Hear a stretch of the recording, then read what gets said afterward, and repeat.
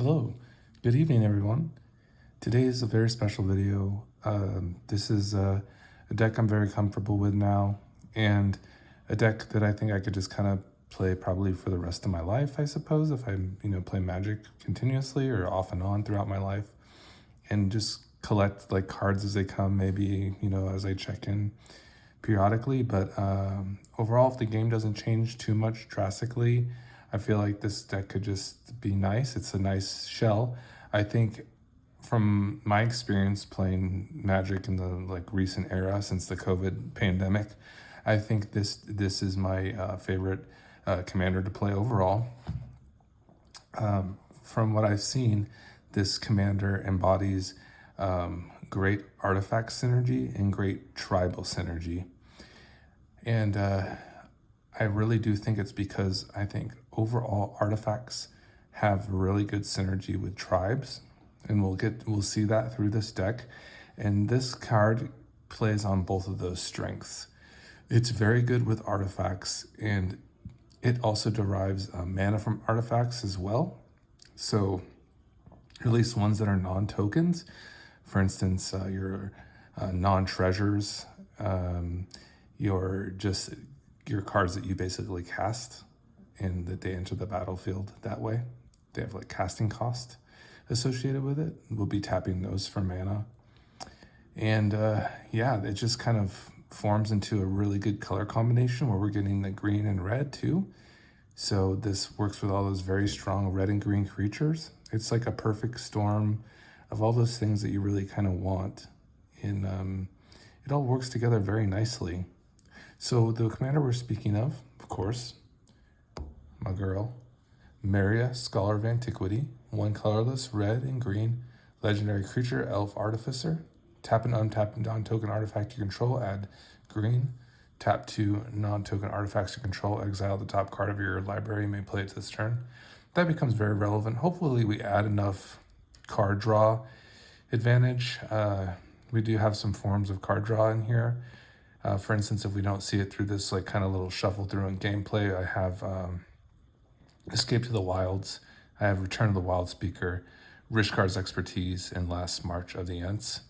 And then additionally, we have Howling Mine, Sylvan Library, we have Sensei's Divining Top, and of course we have the Impulse Draw.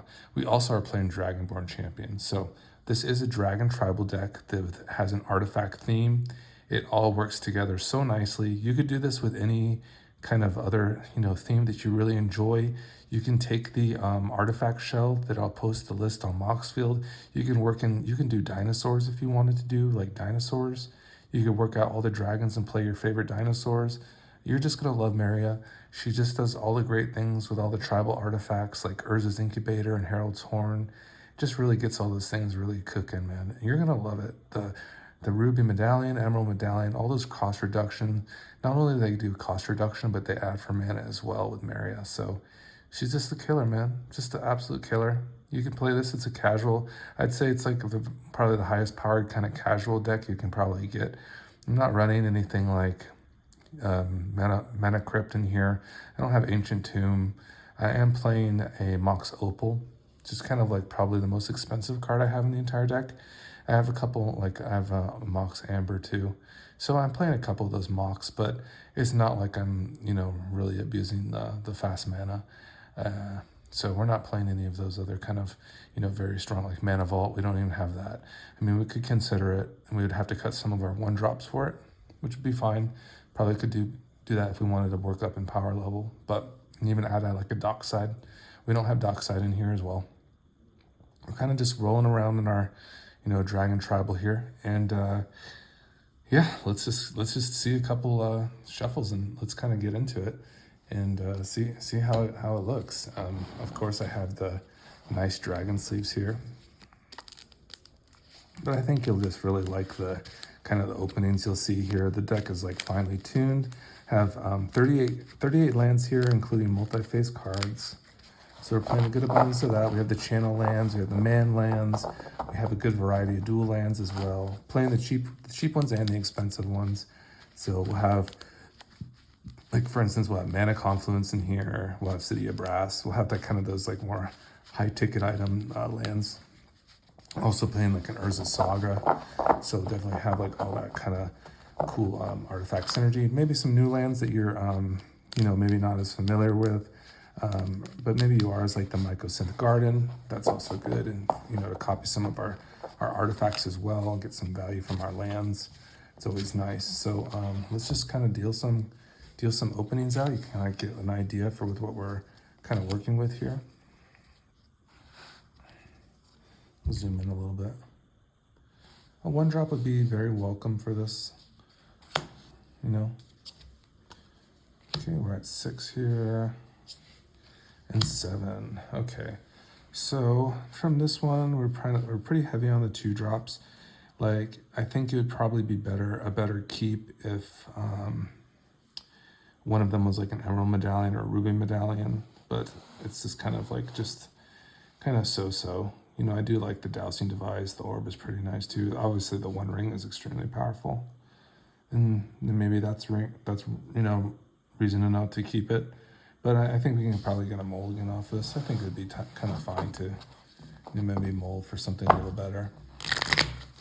There would be the possibility of kind of getting like mulliganing and getting into like a bunch of dragons, and whiffing on artifacts altogether. That's a possibility, but I'd be willing to risk, seeing maybe like at least one more hand, seeing if we can get like maybe a stronger 2-drop in the mix at least, but we do love all those 2-drop artifacts. We just kind of want some particular ones in our openers more than the others. So, all right, let's just go ahead and deal this out. And once we get it playable, we'll just kind of play it out and kind of go for it and just kind of drive with it that way. All right, so we'll just go ahead and cut that up. Just kind of deal these out. Doors of Durin, that's an extremely strong card. And Mountain, Howling Mind. Okay, this is good. Shatter Skull. Okay, so we have all our lands here. Got all our lands that we need, like the components of lands. We have like a lair for our green. We have our mountain here. The Howling Mine is extremely strong 2-drop. So we're just hoping for like another little bit of a support here. There's a Dragon Lord at target. We would go ahead and keep this. I don't think we would like mold to a 6. Oh shit. And then Escape to the Wilds. So I think we just probably go with this one and just kind of see where it ended up. So we go ahead and just put these to the side. We'll take our draw step. It's a Sensei's Divining Top, which is like huge for our game plan right now because we get our 1-drop going now, which is just fantastic. So go ahead and play the lair out just in case we draw like a den. So that's what we do on turn 1, and we already drew. So we go to our turn 2 here. We go ahead and just play out the mine. We give all of our opponents an extra card here, but I think we're okay with that. So we're just gonna go ahead and play that as well. So a nice start, nice 1-2 start here. And of course we go to turn 3. We draw 2 cards now. Okay, we get a Spire Garden, the last March of the Ents. Our turn is pretty easy. This turn, there's kind of some room for some interesting lines because we do play 0-drops in this. So once Meria comes out here, we'd basically have, if we'd had any 2-drops, we could go ahead and storm those off right now. Like that have 2 green. Like for instance, we could play like a Sylvan Library at this point if we wanted to. So we could do that with this available line. At this moment, we don't. We're just pretty much running on all gas in our hand. So we're definitely going to be wanting to get to the doors. That's probably going to be our next play. It's just a very strong card. So that would definitely be the plan. What we could do for this particular turn, we could scry 3 and kind of like manipulate our library a little bit here. Or we could just kind of run with it because, I think we do have a land to play for next turn, so we don't actually have to really do too much. I don't think our play, we may be able to, with the top, we might be able to set up our Doors of Durin though, which would be really nice. So what we would do is that we would go ahead and top right now and if we could set like a creature card second from the top.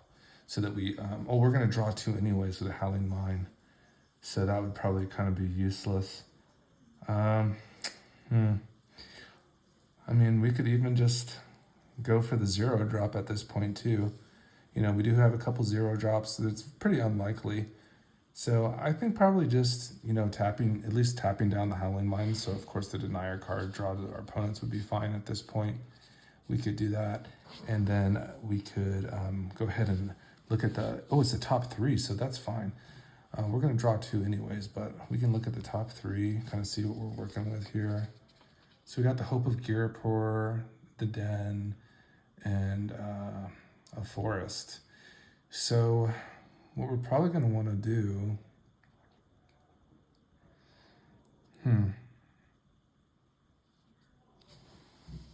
yeah, it's good we didn't impulse draw though, because we would have just been like bricking. So probably just put the Hope of Girapur on top, I suppose. I mean, not really much to do with this hand, so not much to scry about. So I suppose we just do that. Is there a reason to play out the, to just draw with the Divining Top? We could probably do that as well, because we know we're drawing a 1-drop. That's basically just a free cast next turn. So yeah, let's just go ahead and top right now. Put in the, put this on top, like so. Put the Hope of Girapur in our hand. I think that's fine. And what I mean by a free cast, meaning that with Meria, all our 1-drops tap for mana immediately with her. So just basically you're just putting down an extra land. It's just basically drawing a free land, so to speak, with that. So we just, hopefully the Meria doesn't get removed at this point, right? So we move on to our next turn. Go ahead and draw the 2 cards here. And what we could do is we could go ahead and play our Shatterskull Smashing. We'd have to put that in. We'd have 5 mana available at this point. Likely just leaning on the green because we're going to be, our artifacts have for green. So we could play the lair here. That's fine. For mana, we could put out the top. That'd be perfect. We'd leave the artifacts for last. Then additionally, we could leave up a green and a red. That'd be fine. So we go ahead and tap the Shatterskull. Put out the Hope of Girapur, kind of just storming off to an extent here. And at this point, what we would have to do is go ahead and play the Doors of Durin. What's really cool about the Sensei's Divining Top, 1, 2, 3, this would be 1, 2 for the lands, 3, 4, 5 here, just like so. And then we go ahead and play our Doors of Durin. So we just see here, like so. What's cool is we could tap the doors right now into the top and kind of scry 3 and make sure we have a better chance of, is it scry 3? Is it? No, it's just look at the top 3. That would be insane if it was scry. All right, so we're just gonna look at the top 3. Ooh, so we can set up our Terror of the Peak right here. That's fantastic. So we just go ahead and set this one up like this. That'll be fine. What's cool about this, the doors, it is a scry. So what we do is we go ahead, swing with Meria, you know, at anything really. Anything that's open. And we would go ahead and this would be tapped and attacking. So that would be perfect. And that'd be a great result for the doors. We'd have a Terror of the Peaks on the battlefield now at a reasonable rate. And then, yeah, we would also be scrying too, so we could scry this land to the bottom. We don't need that one anymore. And that'd be our turn. So now we're doing pretty well. I mean, we're drawing 2 cards a turn, which is nice. We're playing a land each time, for each turn we have. So, I mean, we're not really losing any speed. I don't know if I played land for turn or not that way. But, yeah, I mean, that's kind of the deck. We have all this gas in our tank still. We have our Tarka, Escape to the Wilds last March. So we're just definitely like having abundance of cards. So you can see Meria just really has all that kind of stuff figured out. We didn't draw any of our cost reducers that kind of sequencing, which is kind of unfortunate because if we get the Urza's Incubator the herald's horn, any of the medallions, it's just like game over. It's just like we're playing all our dragons for like super cheap. And I just want to kind of like maybe show you at least a sequence that kind of has those, at least one of those components in it, so you can just see how strong these medallions are and how strong these cost reducing artifacts are with Meria. It's just kind of a very strong ability that she has. So obviously you can see the powers of the Doors of Durin too on that. And that's just triggers each time we attack, you know. So it just has to reach the criteria of one creature. We get to kind of look at our library and kind of make sure we have a creature on top to come out in battle. And the Divining Top helps with that as well. The Sylvan Library kind of does that as to an extent, so we kind of get all that action. Overall, this deck is probably like a culmination of at least 1.5 years of playing, just kind of moving in and out, trying different things. Started as just like a Gruul Stompy list, got more to a tribal theme, and I had no idea that I could like kind of get into this, where this tribal theme is just so very strong. So we have like a pretty, if we draw another land, we have a pretty clear path to a turn 2 Meria. That would be kind of crazy to keep this, but you know, it's definitely like wouldn't be out of the realm of possibility either. Just this crazy one-lander, and we got a couple draw steps, but it is risky. I usually wouldn't like keep one. You know, just kind of curious to like kind of see what happens. So we would draw land. I mean, we do run 38, so I mean, that would just be an amazing hand. This is just amazing. All this is just great. You have the Bird of Paradise, and then you meet the criteria for turn 2 Meria. It's just a very, very nice sequence of events for us. We get to play the Greaves here, probably get into like a Dragon Tempest, and then we can move into our, you know, Ancient Copper Dragon, and the rest would be history from there. There's a Herald's Horn too, so kind of a nice one right there. So nice one there. That was a nice little thing, but of course it was like a one-lander too, so you could whiff. I mean, you would have plays. I mean, it wouldn't be like the end of the world. You can have a couple, like, you can have Ragavan and then Bird of Paradise, so you could always just like dash too on turn 2 at the very worst and get a treasure. So that would probably be an easy keep, actually. Probably wouldn't be too hard to keep that. I think you'd be pretty all right with that. But yeah, it's kind of interesting though still. Let's see a couple more here. There's the Incubator. Whew, the Incubator is so good. I think the Incubator might be good enough, you know, just to like kind of keep like a, you know, not the best 2 mana drop here, just to kind of keep it rolling. Because the Incubator, when it comes out, it just discounts all the dragons by 2. So it's, ooh, that's a crazy draw. The Mox Opal is a nice one right there. That would have been what we drew on our draw step. And then into a Soul Ring. That would have been insane with the Orbit Dragonkind. That would have just been an incredible sequence. I think we probably would have played it with an Incubator too in our hand. So, yeah, I just love this deck, guys. I think it's just fantastic. I think you will like it too. Just in your tribal endeavors. So we'll just do one more here and just kind of enjoy it. Enjoy the process.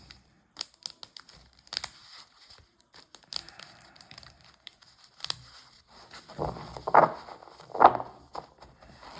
you're all having a great weekend. I just been hanging. It was my wife's birthday this weekend, so we just went out tonight to a nice cafe that's near our house.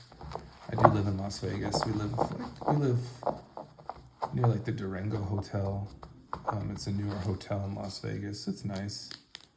Kind of a posh place, to be honest, but it's got some really nice restaurants in it. It's really fantastic. So if you're ever in the Vegas area,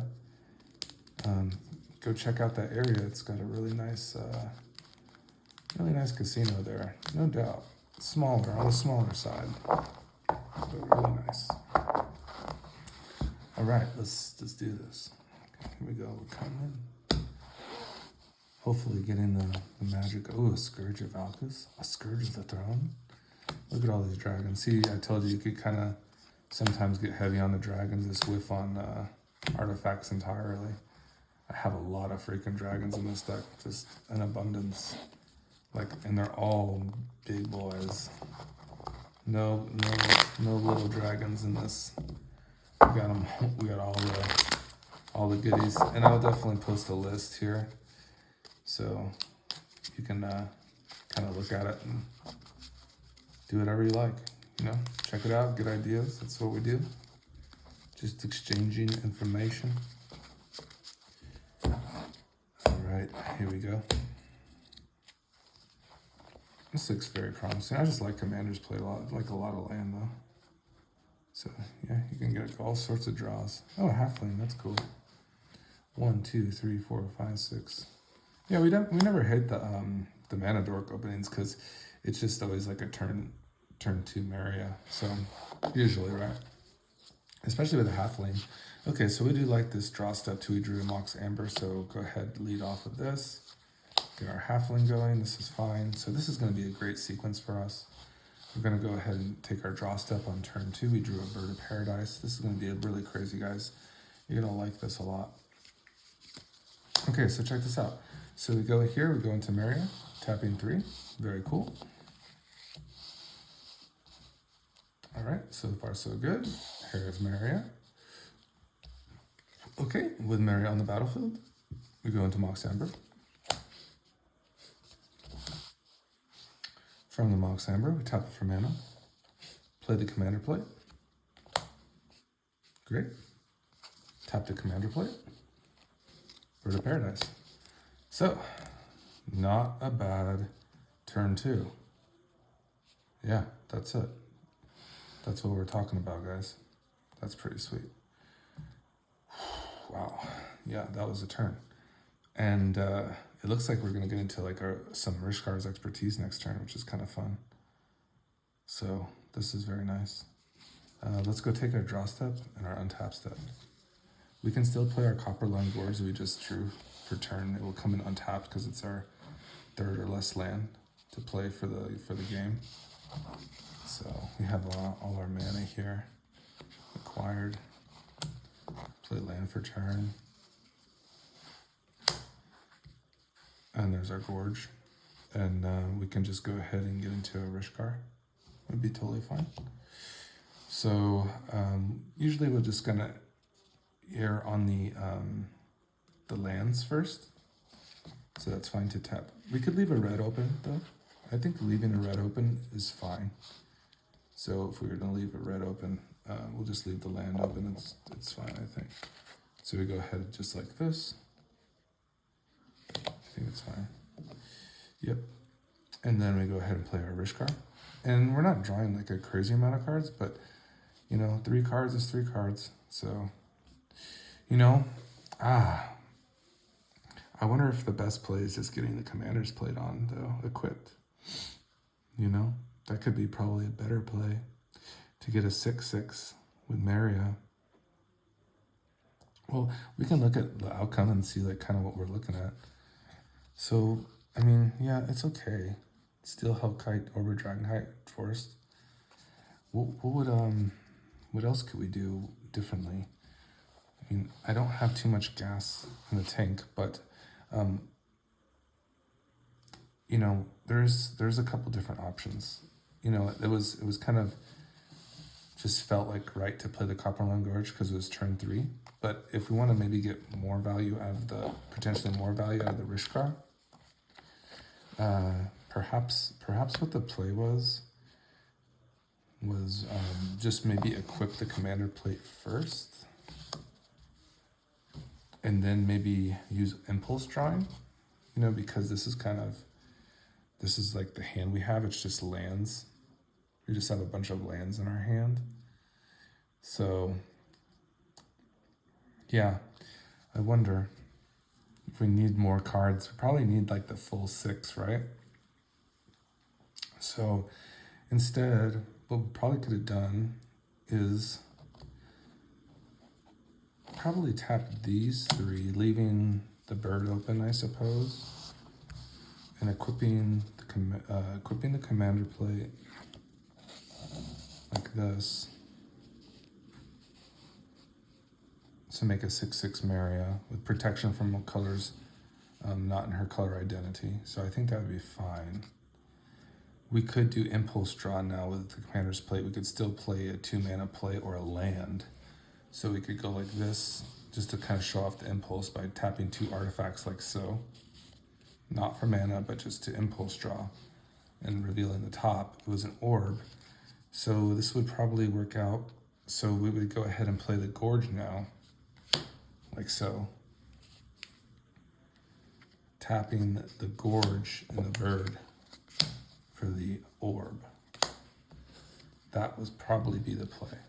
Then we could set up a really big Rishkar where we would be drawing much more cards. That might be the play. So let's just see here. If we moved on to our next step and everything resolved and everything was fine, we would come back to this board state. We would have a lot of mana available if everything did live. We would have 2, 3, 4, 5, 6, 7, 8 mana available just from this board. So that's kind of nice. And then we probably just go ahead and take our draw. It's just a forest here. So we could probably just play our Yavimaya just for the turn. I don't foresee us doing any impulse drawing this turn with the big Rishkar coming in. So we go ahead and attempt to cast our Rishkars. Draw 6 if it resolved. 1, 2. It's much better. It's much better now already. 4, 5. Oh yeah, way good. So this is much better. We could go ahead and get into the Escape to the Wilds here. We could play additional land this turn as well, which is very good. We could probably even play our sword here, it looks like, and maybe even equip it with Meria. We would probably have all those at our disposal. So with casting the Rishkar, we would go ahead and just, like I said, we'd have about 2 mana left over. We already played a land for turn. And then we would go into the Escape to the Wilds, which would be fine. And we would play our additional land. We would be able to play this the sword. Oh my god, we could do an Escape to the Wilds too. So this is even beyond the cards we just drew. It'd just be another 5 that we get to look at. Oh yeah, this is good. I was hoping for maybe a 0 drop because then we could equip the sword too, but we would be able to still play the Hope of Giriper for free basically, and then we'd be leading into a last march. That got out of hand. Well, so yeah, it's probably best to kind of just keep the Rishkars kind of, looks like we were getting into some gas anyways, but just on the safer side, I think that was fine just to get Meria protected and kind of beef up our Rishkar. That's kind of the thing, guys, right? Because sometimes in Magic, you'll just blow your load. Like, you'll take out a creature with removal and utilizing removal on something that you really don't need to use removal on. And, you know, we do it all the time. It's very impulsive. You know, that's sometimes we do that. Additionally, like, just seeing like a play and getting like excited about it, like we'll, you know, settle for like, you know, 3 cards. Maybe perhaps there's a better line where we could just wait a turn and draw like much more cards. And like 3 cards is good, but in green red you can see you kind of gas out. So you know, it's kind of important that you kind of maximize those cards. So that was Meria. Here's just kind of a little run through the deck so you can kind of just see all the jazz in here, but it's really I feel very good about it. I feel it's like I have all the tools I need in here. So thanks for hanging out. I love the swords a lot. And maybe you like this concept of video. Let me know. I think it's fun. I think it's fun to kind of, I guess the term is gold fishing. So it is fun for me. It's fun for me to showcase the deck that I've built and worked on. So yeah, it's got all the nice little things. Basically one of our win cons here is getting into like our extra combat steps, right? So our Hellkite Charger is going to be really good. We also just have a good amount of drain. We're playing like some really big dragons too. And we're going to, ooh, Cloth is so good, guys. This card is so crazy. There's a new Bonehorn Dracusaur. Get a lot of gas in here. The Tarka, just so many dragons. It'd be kind of cool to see on the mock field how many dragons are in this deck. I think there's probably like at least 30. I swear. Like, because I think there's at least like, 36 creatures plus. So it's got a fair amount of dragons in it. So I'd be curious to kind of see where it's at. Is it at 30? I don't know. Maybe not. At least 20 though. So at least it's gotta be 20. So yeah, it is Dragon Tribal after all. So that's the video, everybody. And you have a lovely weekend. Goodbye.